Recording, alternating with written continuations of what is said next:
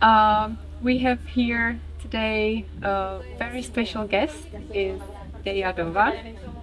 Hello. Hello. They came here from all the way from Australia, and we will be talking about her singing. Can you tell us a little bit about yourself? What do you do? Where to start? Yeah, right. It's a lot. You do a lot of things. We had an incredible show here last night at Healing Festival. It was absolutely magical to be here in concert for our first time in the Czech Republic. And we're doing a European tour at the moment. So it's been magical to come to these lands, to meet all of you beautiful people. And we've been doing a lot of traveling together. For the past 10 years, working on a project, recording live at Earth energy centers all over the planet. My passion and joy is to, and my dharma is to deep listen and with reverence and respect to the earth and allow sounds to come through live in nature. So a lot of field recording. So our music's very much inspired from our connections to these earth energy centers around the planet. And then we bring those onto the live stage and co-produce together to create ecstatic, high vibrational dance music. Wow. I can feel the energy even when you're talking. And yeah, I was in the concert yesterday, and it was, I don't even have words for it, because it was so much energy with all the dancers around you, with all the costumes, the music. It's wow, like so much energy, so much vibration. It's so interesting. And your project with recording in different places, energetic places, it's so interesting. How did you even come up with this idea?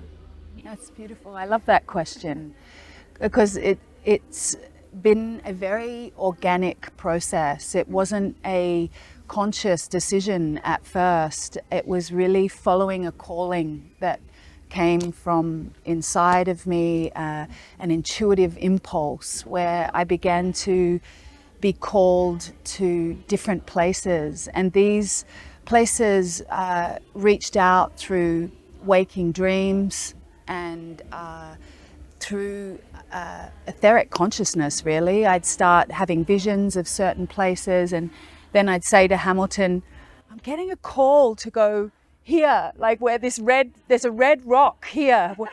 And then Hamilton would be like, okay, let's book a ticket, we're going. And so it was really following these calls rather than I'm going to go out and track the earth energy lines. It's been a process of exploration, a process of listening to my intuition and following these callings. Yeah, and in that journey, we wanted to document that journey through the music and also the video and the behind the scenes footage and the photos and the signature frequencies of all those locations come through in the song and how Deya receives the song through the voice, through the human voice, and sharing that through the music, through the recordings and the albums, but then bringing it onto stage like you saw last night and having that energetic exchange with an audience is just, yeah, yeah, it's really beautiful. We feel so grateful to be able to travel here and share that music with the community here. Yeah. And so you were called to specific places. Yeah. You knew that, oh, now this place. Yeah. I've been recording live in nature for over 20 years. It's been something that I've always felt guided to do and has been my happy place, really, to be in nature making music. But then 10 years ago, these calls began to become stronger. I began hearing a subsonic, the sound of the earth in the evenings, and then these callings began to happen, and now it's been this intuitive process of going, yeah, let's travel to these places, and really coming to them empty, without an agenda other than to be still, connect to that 0 point field, come in reverence and respect, and come to deep listen to what's alive within the energetic field, what's alive in the planetary field, what's alive at these earth energy centers. And what I've been discovering is that the earth is full of health and vitality and joy, and that there is a consciousness that is responding to my awareness and consciousness, that there is a reciprocity that happens in communication when coming to connect with the earth. It's a living, breathing, sentient being, and it's that has really led me to want to reunite and reconnect with places all over the planet. It's been a real homecoming for me, and often when I am quiet in these places, the words that I hear are, welcome home, granddaughter, welcome home. This feeling of relation and family, that we're not separate from the earth, that we are intimately woven together, and this joy that the connection is there. I feel the earth is really calling us to come back into connection, and that's the healing the human family is needing at this time.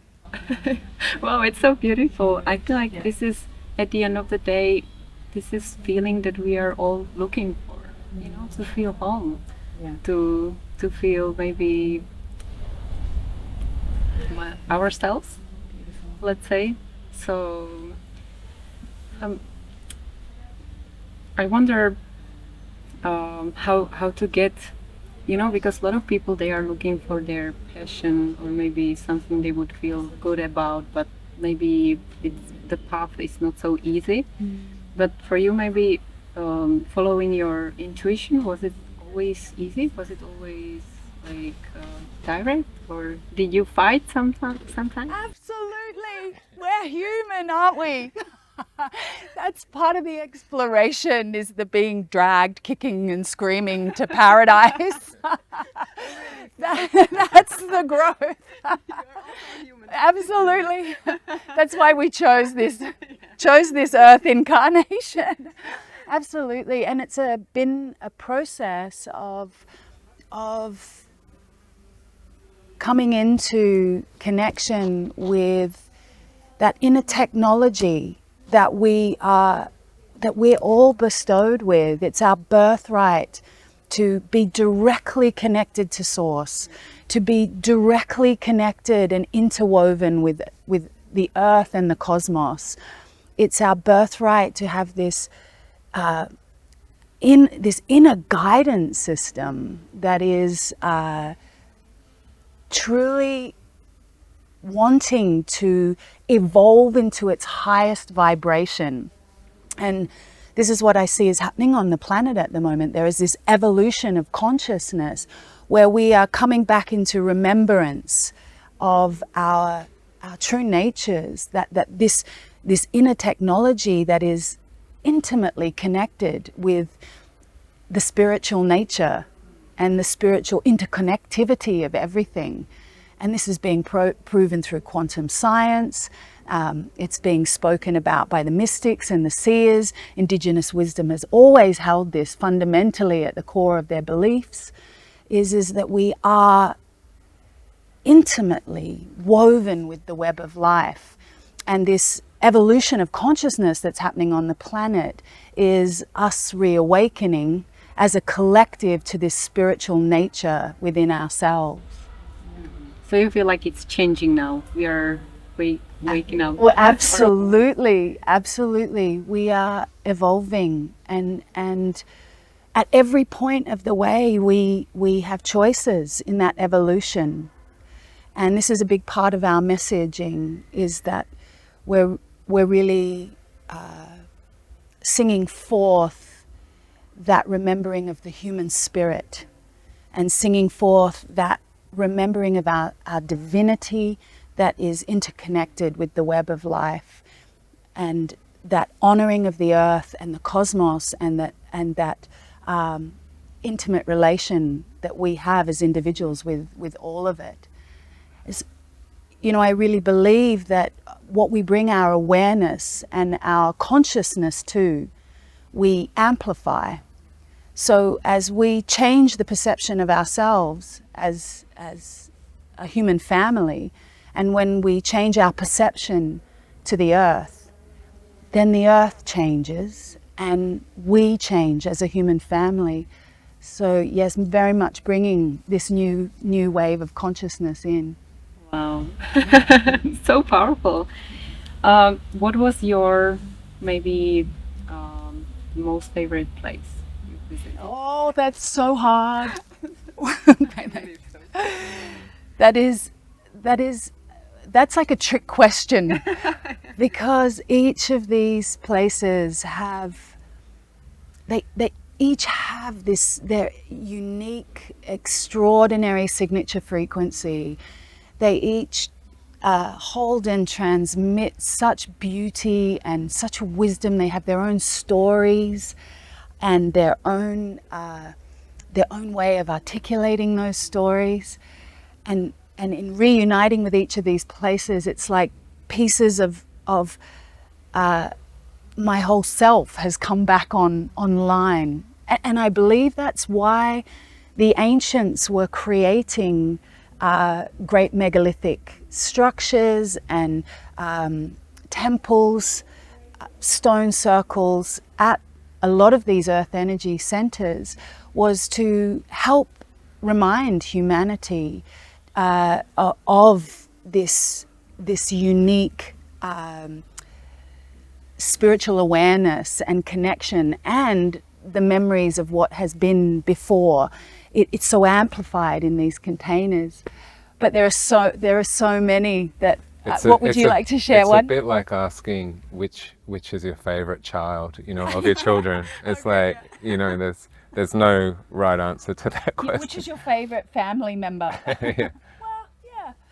Some of the places that have deeply touched me have been a grandmother spider rock in North America, in Arizona. She was one of the first places that came to me in a waking dream, and I often speak about this place of big red canyons, and she's very sacred to the Hopi and the Navajo people of North America. And that's the Koyan Wuti song. And that's the song that arose from sitting there is Koyan Wuti, which honors her original name, Grandmother Spider. But there have been the stone circles of Orkney, to be in amidst 5,000-year-old stone circles, which for me was so connected to the ancient goddess traditions. And Hawaii, Australia, Africa. Hawaii was amazing yesterday. I started with Hawaii. The Great Pacific beautiful. Migration, beautiful. Australia as well, yeah. So, Okay. Before the interview, we also talked about sacred feminine. Can you tell me a little bit about that as well? would you like to speak into that? Yeah, well, I mean, through this journey and listening to the stones and visiting all these places, for me, the understanding that it is the great feminine energy, the great goddess energy in all these places, and that's been really coming forth and for me. And as I was sharing before the interview, for me as a man standing beside Deya and being on this journey with her, I see the feminine energy as having the leadership role in the new consciousness, or the new earth, or this evolution. And I was saying, shared at the festival here with the men around the sacred masculine, the mature masculine, and the new form of the masculine, to be able to stand beside that fully empowered feminine in that way. and not defining that as a separate reality, you know, really acknowledging that that exists within each of us, these masculine and feminine energies, and finding a place where that comes into balance and harmony and back into its symbiotic nature. And yeah, I think that's been really important with our journeys, is a lot of the remembering has been connecting in with the stories the earth holds of a time when it was more of a feminine based movement with humanity. And what's happening at this time is that after, you know, these thousands of years of patriarchal conditioning, that we are re-arising that feminine energy within ourselves, within consciousness, to come back into balance, come back into that that beautiful reciprocity that happens between the masculine and feminine to be a whole unit. Yeah. Maybe a last question: how does it look like when it's balanced in real life? Beautiful. In real life. Well, I mean, we can only speak from our experience. We've been married now for 28 years. We met when we were younger, and when we met, it was a real recognition that we had known each other before. And as soon as we met, we went into serious work together. You know, that understanding that when we come into right relationship, there is a process of cleaning and clearing and coming into balance and synergy with one another's energy, and that is continual through that relationship externally and within the masculine and feminine. And we've also we have 3 children together, and now we've just been blessed to become grandparents, and we have 2 beautiful grandchildren who we're missing. And so for us, this is a practice in our real life, and it's really about deep communication. It's about honoring each other's space. It's about seeing our relationship as a reflection of what's going on inside our own dynamic with the masculine and feminine, and healing those wounds and traumas from our families that we've taken on from our masculine and feminine lineages, and really honoring those and bringing it into a ceremony together of togetherness. Yeah, that's beautiful to hear that. You know, it can really work for 28 years. It's possible, because sometimes people they separate really quickly. So for me, it's really beautiful to see that it's possible to work on this. It's just doing the work. Yeah, it's definitely working through the conditioning, and like Deya said, what's been passed to us, and moving forward in a clearer way, and choosing, okay, what do I want to pass to my children, my grandchildren? Do I want to bring that through, or do I want to say no and do the work necessary to clear that? Yeah, and acknowledging that, you know, this type of relationship isn't for everybody, you know, but what we hope is that it's a reflection for what does exist in everybody, this king and queen within each person, and that bringing those alive in oneself, that we can inhabit both of these energies. That's beautiful. Okay, I would talk to you for hours. It's so interesting. I have so many questions, but maybe later. Thank you so much for being here, doing the interview. Thank you. And I hope to see you next year again here. Fantastic. Thank you. It's been great to be with you.